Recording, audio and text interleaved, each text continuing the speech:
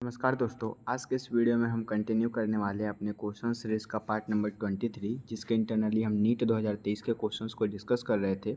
जैसा कि आपको पता है कि हमारा टारगेट नीट 2021 से नीट 2024 तक का है, ठीक है।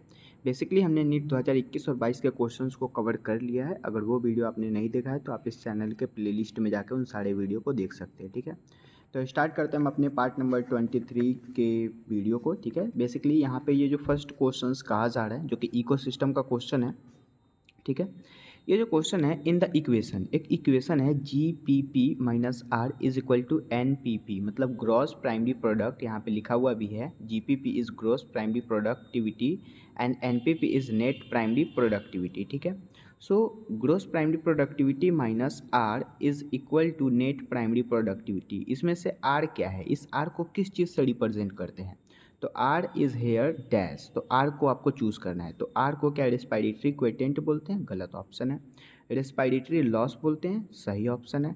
रिप्रोडक्टिव एलोकेशंस, गलत ऑप्शन हो गया। फोटोसिंथेटिकली एक्टिव रेडिएशंस, ये तो पार होता है PAR, ये जो कि इससे रिलेटेड नहीं है, ठीक है।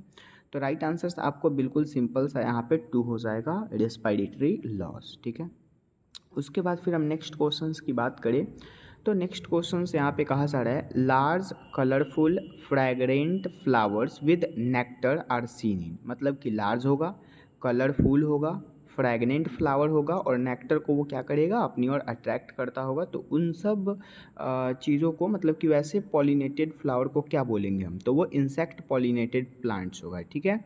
अब आपको जैसे यहाँ पे बर्ड पॉलिनेटेड प्लांट दिख रहा है, तो इसके एग्जांपल आप याद कर सकते हैं, लाइक पी हो गया, ऑर्किड हो गया, कैक्टस हो गया या फिर पाइनएप्पल हो गया, ठीक है। उसी प्रकार बैट पॉलिनेटेड प्लांट में मैंगो और बनाना आता है, ठीक है। तो इस प्रकार से आप इन सारे ऑप्शंस के अकॉर्डिंग भी कुछ एक्स्ट्रा चीज़ें आप जान सकते हैं, ठीक है, ताकि अगर इससे रिलेटेड क्वेश्चन आए तो आपका ना छूटे।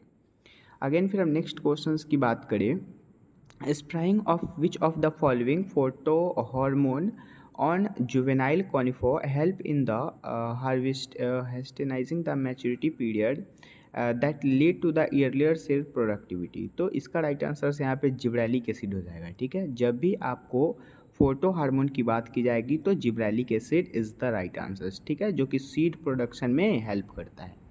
अगेन फिर हम नेक्स्ट क्वेश्चंस की बात करें तो नेक्स्ट क्वेश्चंस काफ़ी ज़्यादा यहाँ पे सिंपल है, जो कि हमारा चौथा नंबर क्वेश्चन है। ये जो क्वेश्चंस आपको दिख रहा है, ये कहा जा रहा है, which micronutrient is required for the splitting of water molecule during photosynthesis, मतलब फोटोसिंथेसिस का जब प्रोसेस होता है तो उसमें कौन से माइक्रोन्यूट्रिएंट की रिक्वायरमेंट होती है स्प्लिट वाटर मॉलिक्यूल को स्प्लिट करने के लिए?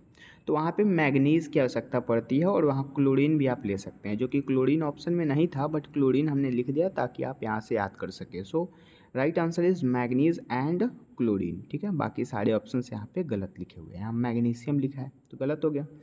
अगेन फिर हम नेक्स्ट क्वेश्चंस की बात करें तो ये भी काफ़ी ज़्यादा सिंपल सा क्वेश्चन है। एक्सप्रेस्ड सीक्वेंस टैग, मतलब ETS टैग जो होता है ये क्या होता है? रिफर्स टू, इसको किस चीज़ से रिप्रेजेंट करते हैं? तो ऑप्शन ए में है all genes that are expressed as a protein, नहीं, ये प्रोटीन से एक्सप्रेस नहीं होता। ऑल जीन वेदर एक्सप्रेस्ड और unexpressed, no, this is also incorrect. certain important expressed gene, this is incorrect also, and all genes that are expressed as the RNA, yes, this is the right answers। ETS जो होता है expressed sequence tag, उसको हम RNA के sequence से क्या करते हैं, रिप्रेजेंट करते हैं, ठीक है।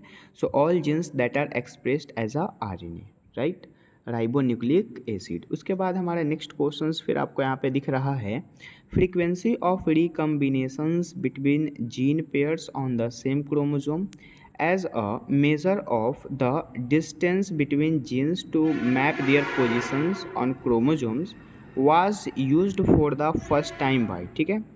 ये जो आपको कहा जा रहा है फ्रीक्वेंसी ऑफ रिकम्बिनेंट, मतलब रिकम्बिनेंट का जो फ्रीक्वेंसी होता है और जीन पेयर जो कि सेम क्रोमोसोम पे देखा जाता है, उसके इंटरनली आपको उसका पोजीशंस बताना है। तो वो पोजीशंस जिसने यूज़ किया था उसका नाम, मतलब फर्स्ट टाइम किसने यूज़ किया था?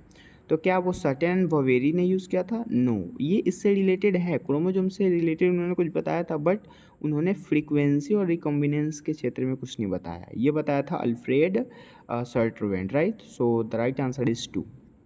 अगेन फिर हम नेक्स्ट क्वेश्चंस की बात करें तो यहाँ पे ये जो क्वेश्चंस कहा जा रहा है, वो स्टेटमेंट बेस्ड क्वेश्चन है। जैसे फर्स्ट स्टेटमेंट है the forces generated by the transcription, मतलब कि कुछ फोर्सेस होता है जो जिसको जनरेट किया जाता है ट्रांसक्रिप्शन के द्वारा, can lift a xylem size column of water over 130 metres height. मतलब कि यहाँ पे कहा गया कि कुछ फोर्स जनरेट होते हैं with in the transcription can lift in the xylem size. यहाँ पे आपको जाइलम साइज बताया जा रहा है कि वो कितना मीटर ऊपर हाइट तक, मतलब कि पेड़ पौधे में जाइलम और फ्लोएम होता है, ठीक है। सो वो कितना मीटर हाइट तक पानी को ले जाएगा, क्योंकि जाइलम जो होता है वो वाटर को कंटिन्यू करता है, तो 130 मीटर तक, बिल्कुल सही बात है। स्टेटमेंट सेकंड है transcription cool leaf surface. Transcription क्या करता है कि कूल लीफ सरफेस को समथिंग, मतलब समटाइम्स, कुछ टाइम के लिए 10 से 15 मिनट, मतलब 10 से 15 डिग्री पे वो एवोपरेट कूलिंग करता है, तो दिस इज आल्सो करेक्ट। मतलब बोथ स्टेटमेंट आर करेक्ट, ठीक है।